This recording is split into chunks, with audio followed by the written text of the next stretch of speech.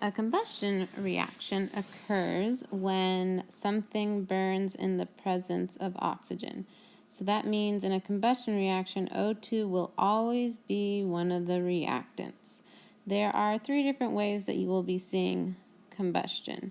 You will see it as a hydrocarbon reacting with oxygen to produce carbon dioxide and water. Remember, a hydrocarbon could be an alkane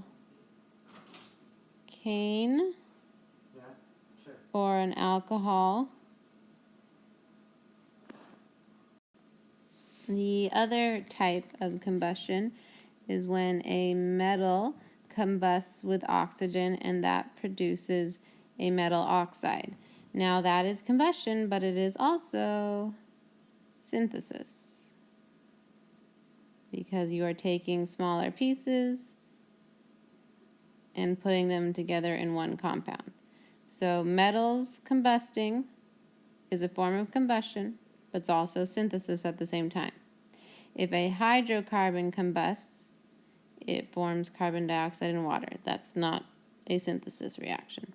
The third way is, again, with a hydrocarbon, so an alkane or alcohol, but the key part here is the limited amount of oxygen. That changes the products. So hydrocarbon reacting with oxygen again, but this time it'll only produce carbon monoxide and water because of the limited oxygen. So here's some examples. Methane reacting with oxygen, it's combustion. It'll produce carbon dioxide and water.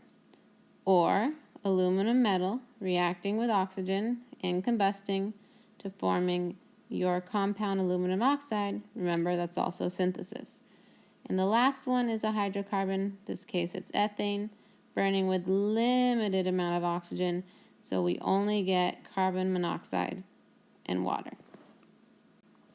So here's an example of combustion reaction. It's definitely combustion. Methane is your hydrocarbon. This time it's being burned in limited supply. So methane is being burned in limited supply of oxygen. That limited is important to produce, that's our arrow, carbon monoxide and water. So we're going to write that out. Remember, methane is a hydrocarbon. The prefix meth tells you how many carbons there are, which is only one. Then we figure out how many hydrogens from our rule that alkanes, you take the number of carbons, you multiply that by 2 and add 2 more. So 2 times 1 plus 2 is 4. So we have 4 hydrogens. It is burned in oxygen because all combustion reactions need oxygen. Even though it's limited oxygen, we still write O2. It's still O2. And then it produces carbon monoxide, so CO plus water. Now we need to balance it. So if you look, there's 1 carbon here, 1 carbon here. Looks good so far. 4 hydrogens on the reactant side, only 2 on the product side, so we are going to put our coefficient 2 in front. So now we have our carbons and our hydrogens nicely balanced. So let's try and balance our oxygen. 2 here, 1, 2, 3 now, because remember the coefficient gets distributed. So we have a total of 3 oxygens on the product side, but only 2 on the reactant side. So that's a problem.